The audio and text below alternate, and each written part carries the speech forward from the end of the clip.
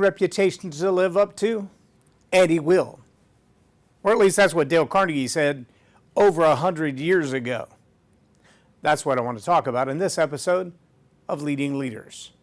Stay tuned.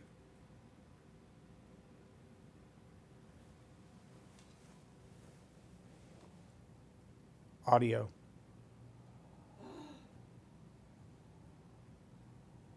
Clients, enter boost your business.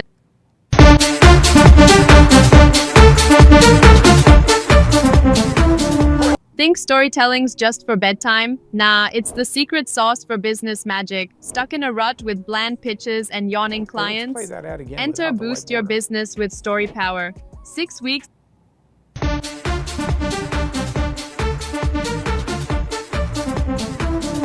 Think storytelling's just for bedtime? Nah, it's the secret sauce for business magic. Stuck in a rut with bland pitches and yawning clients?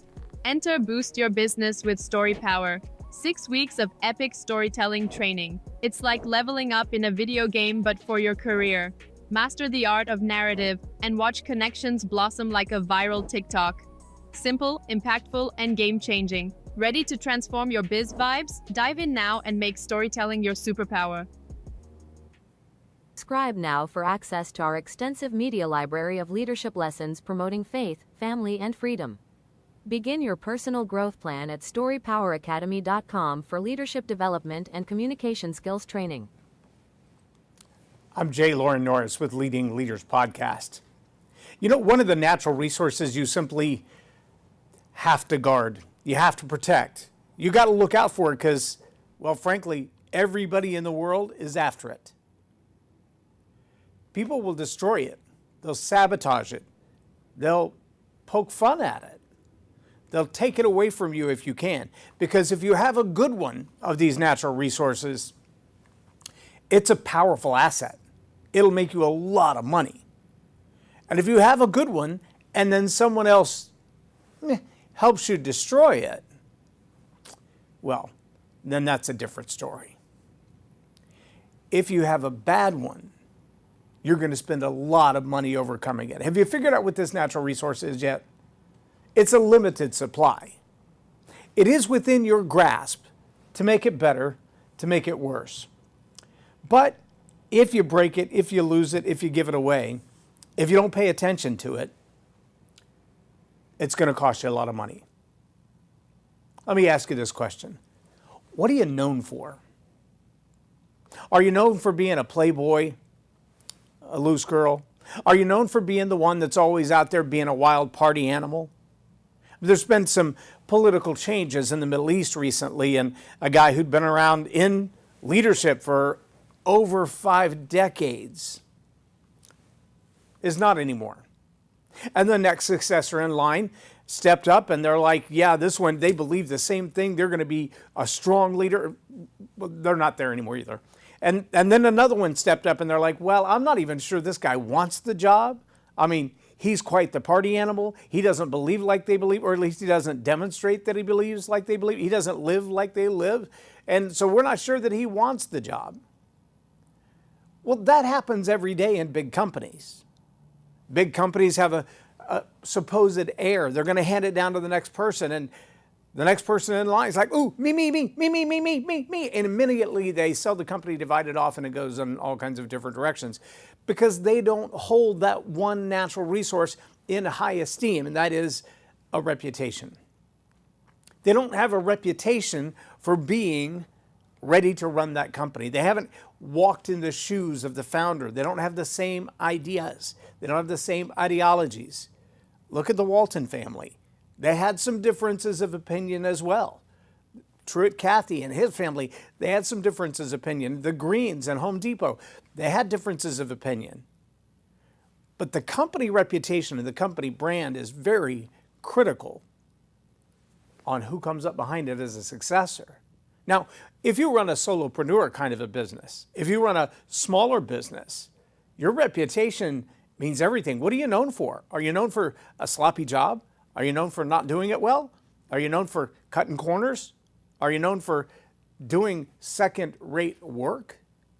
I was in a meeting yesterday, and the gentleman who spoke glowingly about Class A business buildings, Class A office space. And during the Q&A time, somebody just raised their hand and said, what do you mean by Class A office spaces?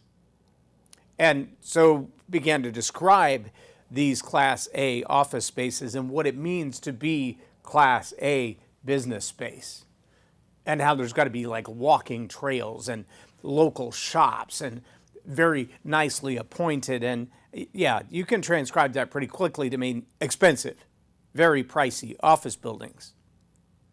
But they also talked about how several of these developments were originally designed for multi-family units, apartment complexes.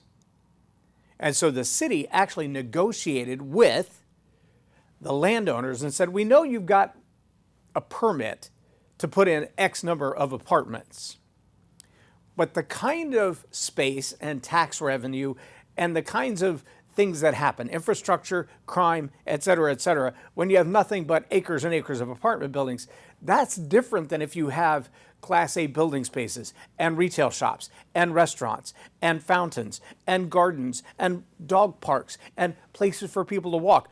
On the same amount of acreage, you can generate a whole lot more money if you put some of those other things in along with your townhouses and condos. And almost every one of the property developers went, yeah, but if we got X number of doors, we can do that. If we go with this, we've got fewer doors. But as they found, that model made a whole lot of sense. It also made a whole lot of dollars. And see, the funny thing is, what they were really busy doing was asking the question, what is this city known for? And what that city was known for was high-end, upscale, driving tax revenue, holding a good reputation, keeping the crime down, and making the infrastructure flow. I mean, if you could live in a building complex where the CEO never had to leave the building because he lives on the penthouse and his office is on the 12th floor, and then all the other people that work there, they live in the townhomes and condos on the bottom 2 or 3 floors, but you got a gym and you got workout spaces and you got dog parks and you got walking trails, and literally you never have to work to leave. There's no commute. You park your car in the garage and 5 days a week you just walk down the hall and get on the elevator and boom, you're there. And I asked the question, what's the difference between that and a 15-minute city? Because basically what you're talking about is your work, your play, your life, your living, it's all in the same space. What are you known for? Well, let me ask you, when it comes to your business, what are you known for? And how do you get known? I love the way Grant Cardone says it, best known beats best every time. Unfortunately, sometimes people are known for something they don't want to be known for. They don't know how to control the message. They don't know what they mean to say about themselves. Let me flip that coin over and ask the same question another way. What are you known for? Meaning, what is the purpose of getting known? Best known beats best every time. Are you good? There's a chance that somebody does the same thing you do, but you do it better than them. And yet they're more successful. There's a chance that you're smarter, you're faster, you're a better athlete, you're better at your game, whatever your game is, whether that's an athletic sport or it's an intellectual sport. And yet there's someone who's not quite as good as you, not quite as educated as you, not quite as proficient as you, not quite as accomplished at you, but they're more successful, meaning they're earning more scratch. How can that be? Well, if you're driving only for the purpose of getting known, getting the acclaim, getting the fame, you might as well be a clown on a unicycle. You can get attention that way. What are you known for?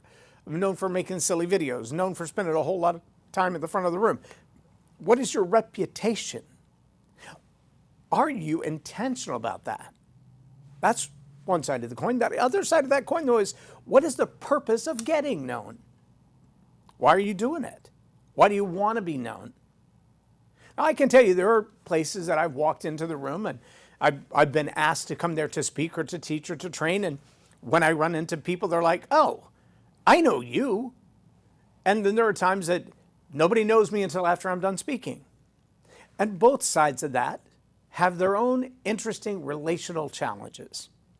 There are also those places, and it doesn't happen to me, I'm not a celebrity, but I've hung out with celebrities that when you walk in the room and you try to walk from one side of the room to the other side of the room, you can't get from one side of the room to the other side of the room without somebody grabbing on their elbow, grabbing on their arm, touching them, pulling them aside, whispering in their ears. Everybody wants to talk to the celebrity. Everybody wants to talk to the one that everybody else knows. So what's the purpose of getting known? And one of the challenges that I find with a lot of people that I coach is that they want to get known because they see the direct path between knowledge, acclaim, awareness, exposure, and wealth. There's a direct relationship. There's also a lot of headaches that come along with it if you don't do it right. Because you can get known, you can get famous, or you can get infamous. Or as Myron Golden says, you can either get an expose or a reveal. And those are different. If you get exposed, that's usually for the bad things. Oh yeah, you're getting known. You have a reputation. You have a brand. Everybody knows who you are. I mean, the whole Johnny Depp case was kind of about that, wasn't it? It was about the crazy party lifestyle that he lived. Robert Downey Jr. went through a similar phase where everything that everybody knew about him was, wow, that's really bad stuff. And then a few blockbuster hits, turned around. Now he's known for something entirely different. What is the guy from, I can't even think of the name of it now, the two guys that lived together in the brother in anyway. He's got a bad reputation, Charlie Sheen. Yeah, that guy.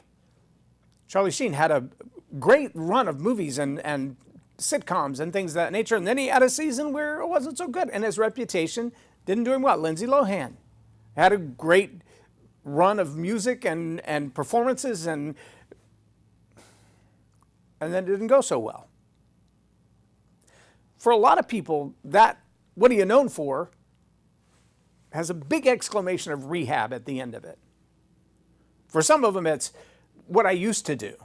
See, that's the challenge that I've had because I've done so many things, having been a solopreneur for almost 20 years now. Actually, right at 20 years this year.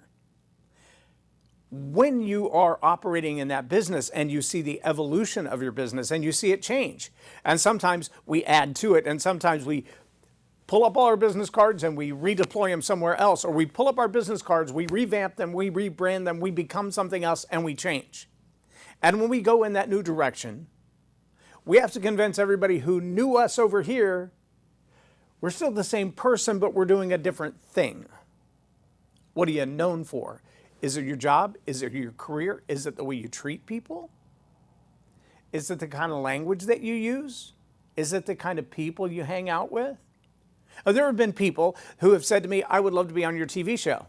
And then I listen to their conversation with other people. And I realize there'd be a whole lot of beep, beep, beep, beep, beep, beep, beep, beep, beep, beep, beep, beep, beep, beep, beep, beep, beep in my show if they were a guest on my show, because they can't say their name without dropping a few illicit words. We don't talk like that on my show. That's not what this show is about. Keep that in the barroom. Keep it in the pool hall. Keep that on the patio while you're smoking cigars and drinking beer. I'm not going to be there. That's not my scene. That's not what my show is going to be known for. If you want to smoke a cigar or a joint and have a beer, go see Bill Maher. Go be on his show. That's not going to happen on my show. That's not what the show is about. That's not what the scene is about.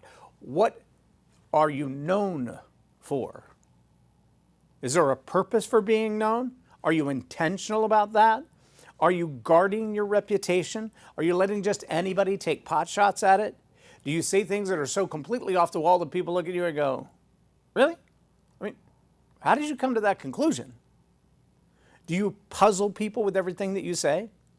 Are you so brand inconsistent that nobody knows what to believe from you or about you? Or what if I told you that there's actually a way that you can be more intentional and consistent in what you are known for? Oh, there is. I call it story power. When you tell better stories from the mirror to the media. Well, telling better stories starts with when I look in the mirror and I ask myself, who are you? The answer that comes up sometimes is crafted. Sometimes I'm working on learning and memorizing that myself. I'm still trying to figure that out. Sometimes that answer is exactly what the resume says, or exactly what the business card says, or exactly what the tagline on the website says. Yeah, but I don't really believe it. Sometimes that's a crafted message that is intentionally crafted so that it changes the who that I am inside, not just until I believe it, but until I become it. That's the first step in story power. And sometimes that means we're going to dig through 1,000 stories of your past until you get a hold of them and go, I've been telling that story and it's not even true.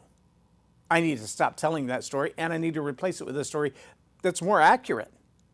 And I need to replace it with a story that looks to a brighter future and says, that's where I'm going.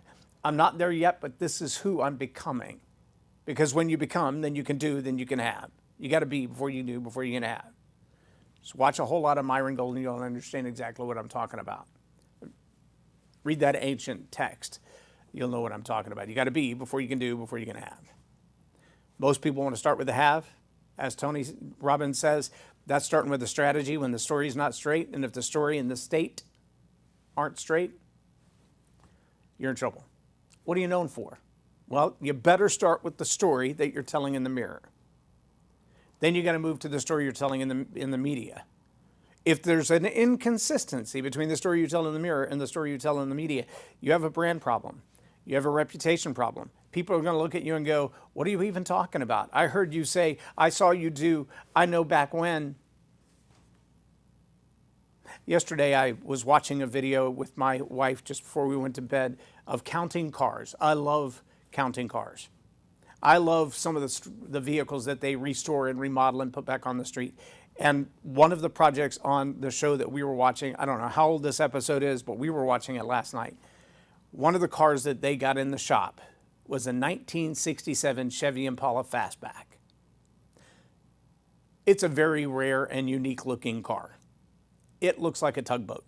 It looks like an aircraft carrier. You could land a C-5 between the top of the back window and the trunk deck of this car. It is long. Now they lowered it a little bit. They put some nice wheels on it and a nice shiny white paint job. And then I showed the car to my wife and I said, that's what I drove in high school. That was my car. It had 16-inch cherry bombs on it because we completely knocked the exhaust off of it, dragging it around curbs and stuff. We gone to the junkyard and pulled off some old Baby Moon wheels, chrome wheels with the Baby Moon hubcaps on it. So it had like tiny little exhaust, no catalytic converters, 2 glass packs, had a 3-speed on the tree, and for a season it was one of the fastest cars in town.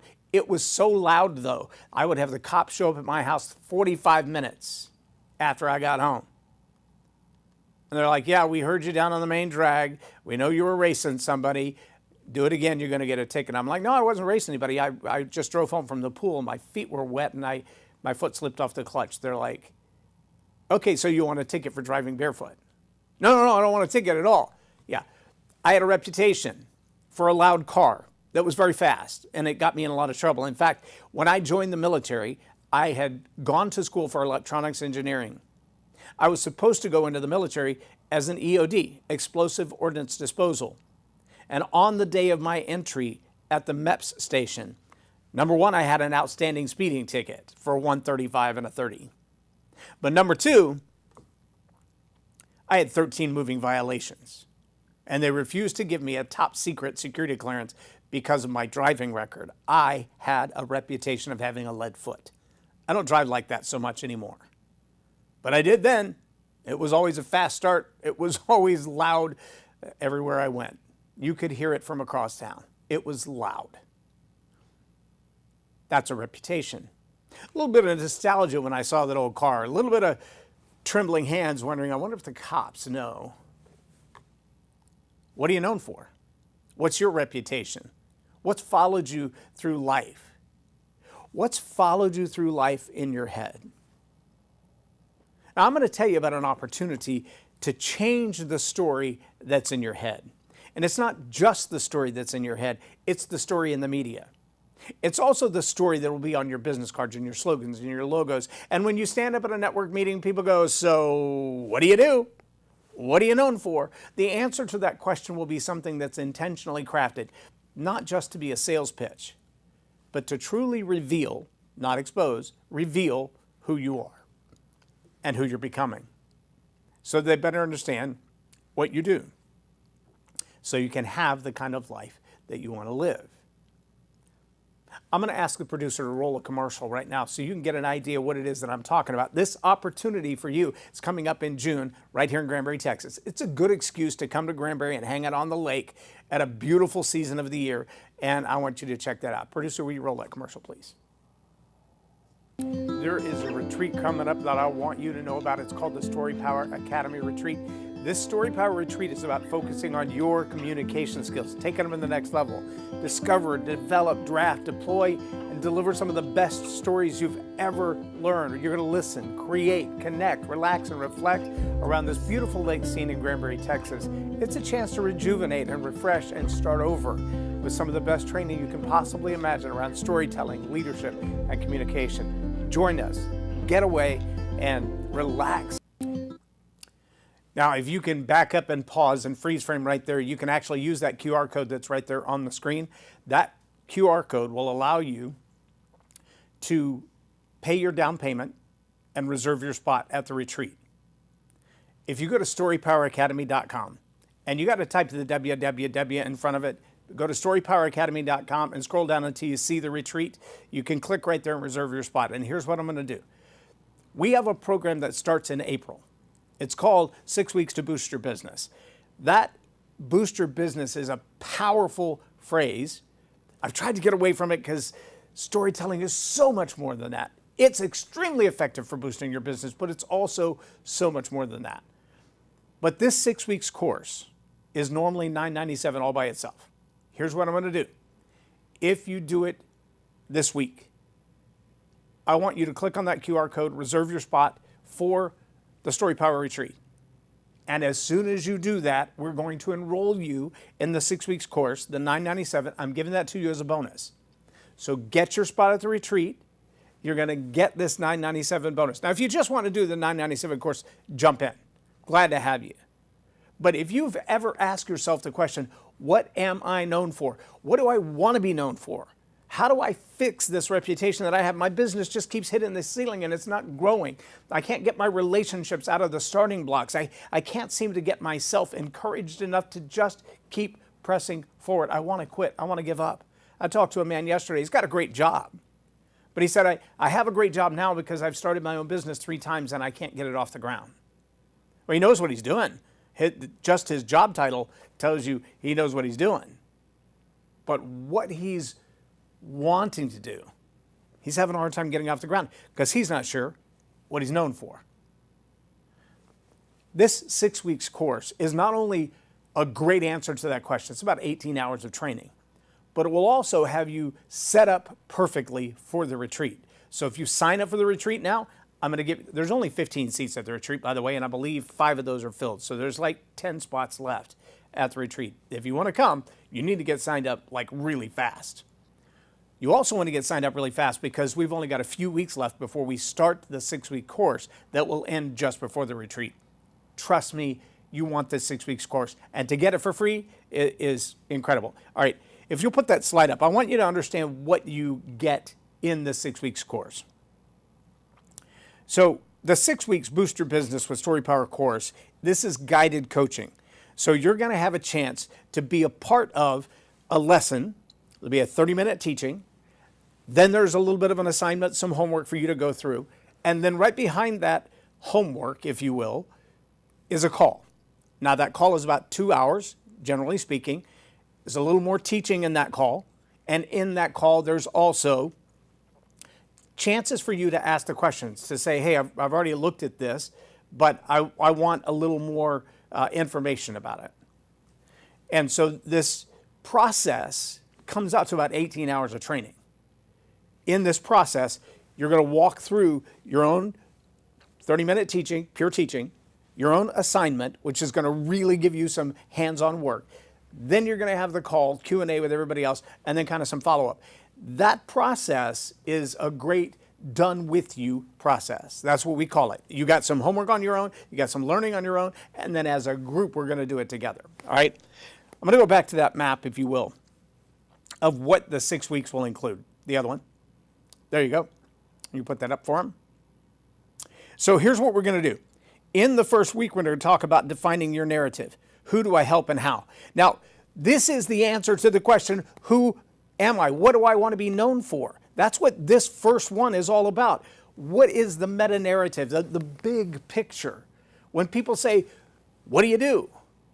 Well, the answer to that question should be, I help these people do this. Who do you help and how? That's the first question. That's defining your meta narrative. Then we're going to talk about story mining. That's refining the raw material. What are the stories that you've lived through? Because people remember the stories that you relive better than the ones you narrate. So don't just tell them about something remotely that you've been close to. Tell them about you. And as you weed through the stories so that you don't create an expose, you create a reveal. You create the kind of image of you that not only is who you are becoming, but it's also the who that people want to do business with. That will completely change your life and your business. It will change the culture of your business. It will change your brand in the marketplace, and it will change the you that you are.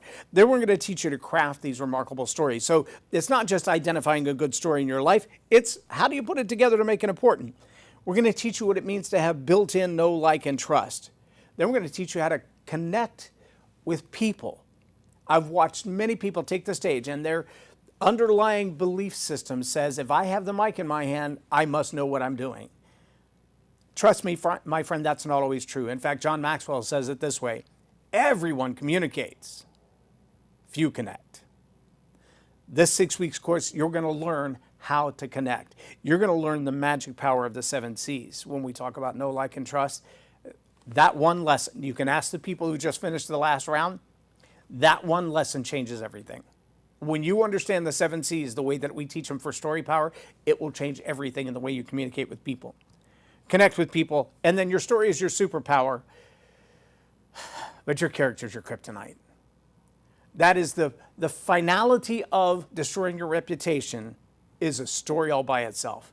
And you can very easily destroy your reputation. You can very easily break yourself down by the stories that you're telling. When you're telling stories that are not good for you, they're not good about you, but they come to you so easily. I'm challenging you right now. Go to storypoweracademy.com. Scroll down until you see the retreat. It might even be up in the menu if you click on the little hashes at the top, or just look in the heading if you're on a laptop or a tablet device. Click on the Story Power Retreat for June of 2026. I want you to get registered for that. And the minute I see your name come through that you're registered for the Story Power Retreat, I'm going to instantly add you to the rolls for the April beginning of the Boost Your Business in 6 weeks. It's going to change your world. If you're not sure what you want to be known for, this is the best exercise you're going to possibly go through to get it. If you're not sure how to tell the world what you want to be known for, this is the best tool you could ever apply to increasing your business. I've got clients that I've been working with for almost 15 years, and when their new coaches come on board to do the marketing, the branding, the social media, there's always a meeting where I sit down with them because I've spent 10 years getting to know the backside of their business or their ministry. I get front row seat with their team, with their new leaders that they bring on board, with their new board of advisors, to help them understand the story of this client that I've been working with. If you haven't crafted those stories, if you haven't looked inside at those stories, if you haven't prepared those stories for the mirror and the media, you need to be a part of this. And you're not going to get a better deal than signing up for the retreat and getting this $1,000 class for free. But like I said, I can put 30 or 40 people in the class. I can only put 10 more in the retreat. So it's first come, first serve for that free $1,000 offer. You better jump on that pretty fast. I'm going to tell you one more time, though. There are a whole lot of people who have not guarded their reputation. They've not been intentional about their reputation. They don't know what people say about them when they walk out of the room. They have no idea what their brand is.